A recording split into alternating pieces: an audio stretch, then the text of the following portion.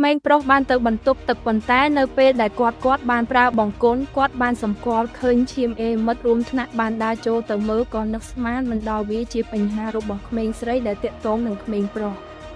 បានទៅមន្ទីរពេទ្យដែលគ្រូពេទ្យពិនិត្យមើលគាត់ហើយប្រាប់ថាជាអនិច្ចជនស្ថានភាពបន្ទាប់ពីត្រឡប់មកសាលាវិញក្មេងប្រុសមានអារម្មណ៍ឈឺពោះធ្ងន់ធ្ងរគាត់ចង់សម្រាប់ប៉ុន្តែគ្រូមិនអនុញ្ញាតទេ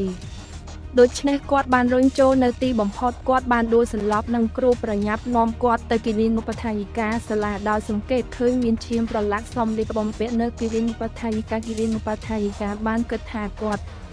អាចនឹងមានបញ្ហាពេលមករដូវប៉ុន្តែបន្ទាប់មកបានដឹងថាគាត់ជាក្មេងប្រុសរបស់គាត់ឪពុកម្ដាយសម្រេចចិត្តយកគាត់ទៅកន្លែងផ្សេងមន្ទីរពេទ្យដើម្បីពិនិត្យយ៉ាងហ្មត់ចត់ពេលដែលគ្រូពេទ្យបានរកឃើញថាគាត់មានទាំងពីរលក្ខណៈបុរសនិងស្ត្រីប៉ុន្តែបានព្រមានថាគាត់នឹងត្រូវជ្រើសរើសមួយដើម្បីរស់នៅក្នុងជីវិតដែលមានសុខភាពល្អដែលឪពុកម្ដាយរបស់គាត់បានបង្កើតការសម្រេចចិត្តលើការរៀបចំរបស់ពួកគេ